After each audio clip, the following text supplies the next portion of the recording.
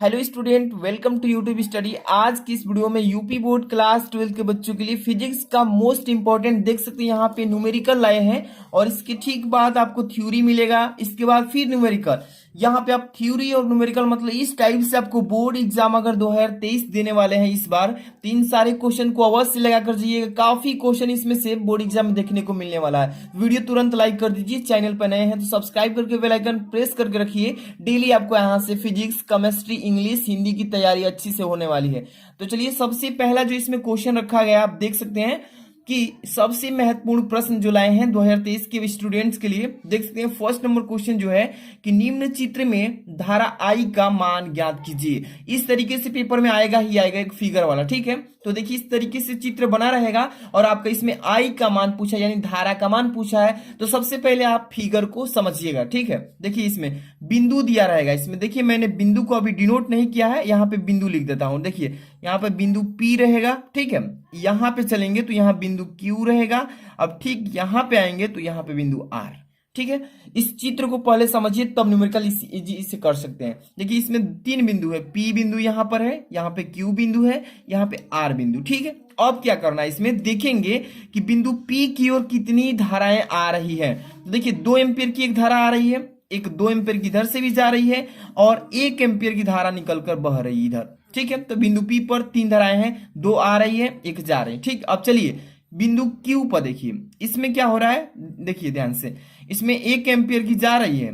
ठीक है, इसमें और यहाँ पे आई एम्पियर I1 धारा आ रही है। ठीक है, और यहाँ पे 2 I2 की मान देखिए यहाँ पे मतलब कि जा रही है। यहाँ पे जो R बिंदु है इस पर 1 एम्पियर की जा रही है और 2 एम्पियर की भी जा रही है और आई मतलब इसका मान निकालना है। तो सबसे पहले इसमें क्या करना है, ध्यान समझिएगा कि जो बिंदु P है, बिंदु P पर धारा I1, बिंदु P पर जो धारा I1 है, I1 बराबर होगा बिंदु P की ओर आने वाली धाराओं का योग बिंदु P से दूर जाने वाली धाराओं के। चलिए अब समझिए यहां से कैसे करेंगे। सबसे पहले I1 बराबर, देखिए 2 एम्पियर की आ रही है और 2 एम्पियर की यहां भी आ रही है, तो यहां पे लिखेंगे I1 बराबर 2 एम्पियर प्लस 2 एम्पियर। कितने एम्पियर की जा रही है, तो 1 एम्पियर, तो माइनस कर देंगे 1। ठीक है, कितना हो जाएगा, 2 2 4, 4 में से 1 गया, कितना हो गया 3 एम्पियर। I1 का मान कितना आ गया 3 एम्पियर। अब चलिए, अब ये बिंदु P के लिए था, अब हम बिंदु किसके लिए, Q के लिए करेंगे। अब किसके लिए, बिंदु Q के लिए। तो यहां पे लिख देता हूं कि बिंदु Q पर धारा क्या है, I2 है। इसके लिए अब चलिए, तो इसके लिए क्या निकालेंगे, I1 धारा I1 माइनस 1 एम्पियर। ठीक है, यही ना 1 एम्पियर का बस जा रहा है, बस यही ना है। क्यू में कितना 1 एम्पियर का धारा जा रहा है, तो I1 का मान कितना है 3 एम्पियर है, तो यहाँ पे 3 रखिए माइनस 1 कर दीजिए, कितना आ गया 2 एम्पियर। ठीक है, अब क्या करेंगे इसमें, अब बिंदु R के बारे में चलेंगे। तो यहाँ पे लिखेंगे बिंदु R पर धारा I2 plus 1 ampere. I2 plus क्या करेंगे, I2 जोड़ लेंगे इसमें। अब तो अब ये 1 एम्पियर जा रहा है तो 1 एम्पियर इसमें कर लेंगे। तो I2 का मान कितना है 2 एम्पियर आया है, तो 2 एम्पियर यहाँ पे प्लस 1 कितना आ गया 3 एम्पियर। ठीक है, इतना हो गया। अब यहाँ पे 3 एम्पियर आ गया। अब ठीक क्या करेंगे, I बराबर निकालेंगे टोटली। तो यहाँ पे I बराबर क्या करेंगे, I1 यानी I प्लस 1.2, ये 1.2 है। ठीक है, तो यहाँ पे I कितना है, तो I का भी मान हम लोग निकालेंगे। तो यहाँ पे 3 एम्पियर आया है। ठीक है, यहाँ से आगे क्या कर लेंगे, 2 एम्पियर प्लस 1 एम्पियर माइनस 1.2 वही है। देखिए यहाँ पे 3 आया है ना, तो वही हम 2 प्लस 1 कर रहे हैं, तो वही है 2 प्लस 1 यानी 2 प्लस 1 माइनस कर देंगे, कितने एम्पियर की जा रही है, तो 1.2, इतना इक्वल टू कितना आएगा 1.8 एम्पियर। यही हो जाएगा हमारा I का मान। ठीक है, तो इस तरीके से निकालना था, बहुत इजी है, कुछ नहीं करना। बिंदु P पर 2 आ रही है, दोनों को जोड़ करके 1 घटा देंगे, क्योंकि देखिए आप जानते हैं कि बिंदु P पर धारा I बराबर होगा किसके, बिंदु P की ओर आने वाली सभी धाराओं के, P बिंदु से दूर जाने वाली धाराओं के। तो इस तरीके से सिंपल तरीके से कर लेंगे। चलिए अगला क्वेश्चन आपका थ्योरी है।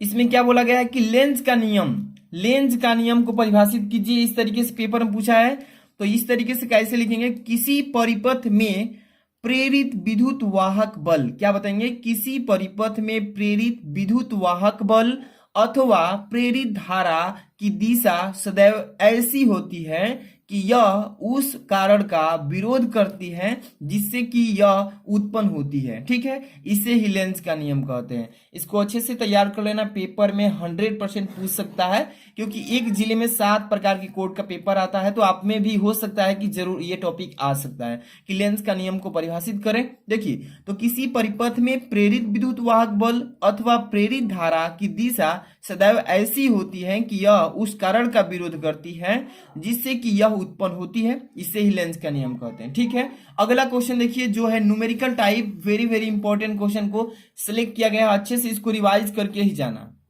क्वेश्चन पहले देखिए क्या लिखा है, 3rd नंबर वाला, कि दिए गए परिपथ में प्रत्यावर्ती स्रोत का विद्युत वाहक बल ज्ञात कीजिए। यहां पर कह रहा है कि फिगर जो दिया है, इस फिगर में आपको क्या करना है, मतलब कि स्रोत का विद्युत वाहक बल ज्ञात करना है। चलिए, यहाँ पे 80 वोल्ट, यहाँ पे 40 वोल्ट, यहाँ पे 100 वोल्ट। सबसे पहले न्यूमेरिकल में आपको ये मालूम होना चाहिए किस चीज का मान दिया है।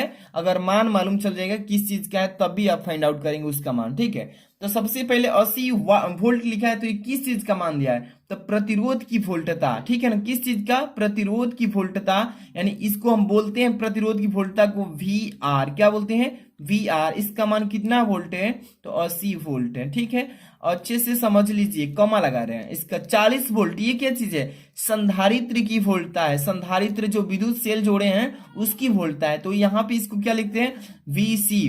धारिता को C से डिनोट करते हैं, वोल्ट को, यानी कि संधारित्र की वोल्टता VC बराबर कितना है, 40 वोल्ट। ठीक है, इतना क्लियर है। चलिए, 100 वोल्ट ये क्या चीज है, तो प्रेरकत्व की वोल्टता है। प्रेरकत्व की वोल्टता को VL से डिनोट करते हैं, किस चीज से, VL से। इसका मान कितना है, तो यहाँ पे 100 वोल्ट लिख लेंगे। इतना आपको क्लियर हो गया ना, तीनों चीज समझ गए। अब क्या निकालना है, विद्युत वाहक बल। इसके लिए आपको मालूम होना चाहिए कि विद्युत वाहक बल का जो फॉर्मूला होता है, सबसे पहले यहाँ पे लिख देता हूं। शक्ति गुणांक तो अभी निकालेंगे ही, सबसे पहले विद्युत वाहक बल निकालेंगे, तो इसके लिए सदिश वाला फॉर्मूला लगाएंगे। कौन सा, सदिश वाला, परिणामी विभवांतर लिख देते हैं, परिणामी विभवांतर। परिणामी विभवांतर V इक्वल, यहाँ पे क्या होता है, अंडर रूट में होता है। क्या होता है, अंडर रूट में, जो पढ़े ना हम क्या, कि विद्युत वाहक का सदिश योग होता है। इसके लिए फॉर्मूला यही होता है, परिणामी विभवांतर V इक्वल क्या होता है, अंडर रूट में, यहाँ पे लिखेंगे VR का स्क्वायर प्लस, यहाँ पे कोष्टक में लिख लेते हैं VL माइनस VC का स्क्वायर। अब यहाँ पे मैं सभी चीजें यहाँ पे लिख दिया हूं, सब कुछ। ठीक है, बस मान को पुट अप कर लेना है, आराम से रख के हल कर लेना है। ठीक है, चलिए, V इक्वल क्या करेंगे, अंडर रूट में इसका मान पुट अप कीजिए, कितना है, VR का मान कितना है, तो 80 दिया है, 80 का वर्ग कर लीजिए, यही ना है VR प्लस। अब इसके क्वेश्चन में VL कितना है, 100 है, 100 माइनस ये कितना है, VC तो 40 है, तो इसका कोष्टक में करके वर्ग कर दीजिए बस। अब क्या करना है, V इक्वल लिखेंगे, कितना आ जाएगा, 80 का वर्ग प्लस यहाँ पे 100 में 40 कर दीजिए, 60 का वर्ग टोटली यहाँ पे हम कर लेंगे। यहाँ पे आपका कितना आएगा, तो 10,000 आ जाएगा ना, 10,000। अब ये बाहर कितना आएगा, V इक्वल टू 100 बाहर आ जाएगा, 100 यहाँ पे वोल्ट लिख लेंगे। ठीक है, यही आ गया इसका विद्युत वाहक बल। ठीक है, इस तरीके से आपको इजी लगे, पेपर में आएगा तो आसानी से कर लीजिएगा। अगला क्वेश्चन देखेंगे, वेरी वेरी मोस्ट इंपॉर्टेंट, सभी के सभी क्वेश्चंस को रखे गए हैं। देखिए यहाँ पे क्या लिखा है, वैद्युत अनुनाद किससे कहते हैं, पेपर में पूछेगा कि वैद्युत अनुनाद किससे कहते हैं, तो इसको अच्छे से आपको तैयार कर लेना है। देखिए कि किसी वैद्युत परिपथ की वह स्थिति जब किसी विशेष अनुनादी आवृत्ति पर उस परिपथ की प्रतिबाधाओं के मान परस्पर निरस्त हो जाएं, उसे ही वैद्युत अनुनादी कहलाती है, उसे ही कहते हैं। ठीक है, लिख लेंगे इजी तरीके से, क्या बोलेंगे, वैद्युत अनुनादी किससे कहेंगे, कि किसी वैद्युत परिपथ में, कोई विद्युत परिपथ होगा। ठीक है, किसी विद्युत परिपथ की वह स्थिति जब किसी विशेष अनुनादी आवृत्ति पर उस परिपथ की प्रतिबाधाओं के मान परस्पर निरस्त हो जाएं, वैद्युत अनुनादी कहलाता है। ठीक है, इसके ठीक बाद आपको यहाँ पे 5वां नंबर पे एक न्यूमेरिकल मिलेगा, काफी इंपॉर्टेंट, पेपर में बार बार पूछेगा ऐसे ही, तो आपको अच्छे से इसको तैयार करके जाना। ये 100% पूछ सकता है पेपर में, कि दिए गए परिपथ में ज्ञात कीजिए, क्या ज्ञात करना है, एम्पियर का पाठ्यांक, यानी एम्पियर का पाठ्यांक ए का मान निकालना है इसमें, ठीक है। वोल्ट मीटर का पाठ्यांक निकालना है, ठीक है, यानी वोल्ट मीटर का पाठ्यांक, दो चीज इसमें फाइंड आउट करना है। चलिए अब यहाँ पे एम्पियर का पाठ्यांक सबसे पहले निकालेंगे, इसके बाद ही वोल्ट मीटर का पाठ्यांक। इसके बाद देखिए परिपथ में क्या क्या चीज दिया है। सी दिया है 62.5 यहाँ पे एमएफ दिया है मिली फायर यहाँ पे। इसके बाद वी का मान 200√2 साइन 400 टी दिया है। इसके बाद एल इक्वल 0.1 आर बराबर दिया है 20 ओम, ठीक है। अब इतने चीज दिया है ना आपको, सबसे पहले तो आपको यहाँ पे नोट करने की जरूरत है, ठीक है। सबसे पहले लिख लेते हैं v इक्वल टू कितना, तो 200, यहाँ पे v का मान दिया है ना, तो यहाँ से डायरेक्ट हम पुट भी कर सकते हैं, नहीं लिखेंगे तो भी कोई बात नहीं, चलिए लेकिन लिख देते हैं साइन 400 टी। लेकिन हल करिएगा ना आप तो कॉपी में जरूर इसको लिखिएगा। चलिए मैं लिख ही देता हूँ। अब वी नॉट का मान कितना दिया है इसमें, तो 200√2 वोल्ट, ठीक है। या इसी को आप लिख सकते हैं ओमेगा, यहाँ पे ओमेगा इक्वल टू लिख सकते हैं 400 रेडियन प्रति सेकेंड, ठीक है। इतना चीजें समझ में आ रहा है। इसके बाद वी आर एम एस का मान बराबर है कितने के, तो V naught by 2 equal to यानी कि 200√2 बराबर 200 के वोल्ट के। इतना चीजें क्लियर है, दिया है सब, ठीक। अब हम लोग क्या करेंगे, परिपथ का प्रतिबाधा निकालना है ना। सबसे पहले परिपथ का प्रतिबाधा निकाल लेते हैं। परिपथ का प्रतिबाधा, ठीक है, इसको जेड से डिनोट करते हैं। जेड इक्वल टू इसका होता है अंडर रूट में आर का स्क्वायर प्लस यहाँ पे ओमेगा एल माइनस 1/ओमेगा/c का वर्ग। ये वाला फॉर्मूला पे आप आसानी से निकाल लेंगे, ठीक है। जेड इक्वल करिए, चलिए Z equal to under root में लिख लेते हैं अच्छे से। आर का मान कितना है, तो 20 वोल्ट दिया है ना, किधर, हाँ यहाँ पे दिया है, तो 20 का कर लीजिएगा वर्ग अब प्लस, यहाँ पे पेन क्यों नहीं चल रही, प्लस कर लेंगे यहाँ पे, ठीक है। चलो जी चलो, चल नहीं रही है, ठीक है, प्लस कर लेंगे। इसके ठीक बाद अब यहाँ पे क्या लिखेंगे, ओमेगा एल, ओमेगा का मान कितना है, तो 400, यहाँ पे 400 कोष्टक में लिखते हैं। और यहाँ पे एल का मान कितना है, तो गुणे 1 और माइनस 1 कितना लिखेंगे, ओमेगा का 400 और गुणे सी का मान दिया है यहाँ पे 62.5 एम, 62.5। और यहाँ पे इसको किस में बदल देते हैं, फाइरेड में, तो 10 की पावर -6 हो जाएगा। ये सभी अंडर रूट में रहेंगे, ठीक है। इतना क्लियर। अब यहाँ पे फिर इसको सॉल्व करेंगे तो यहाँ पे जेड इक्वल टू क्या आएगा, देखिए 20 का वर्ग कितना हो जाएगा 400 प्लस इसमें से कितना हो जाएगा, तो यहाँ पे 400 डायरेक्ट लिख लेते हैं। तो यहाँ पे हम सॉल्व करके देख रहे हैं, तो 40 माइनस इसको हल करेंगे तो डायरेक्ट हो जाएगा फिर 40, अब वर्क कर देंगे, ठीक है। यहाँ पे जेड इक्वल टू कितना आएगा 400 प्लस ये तो कट के 0 हो जाएगा, यहाँ पे अब प्लस लिखने की जरूरत नहीं है। 400 का अंडर रूट से बाहर आएगा तो 20 हो जाएगा ओम में, ठीक है, 20 ओम।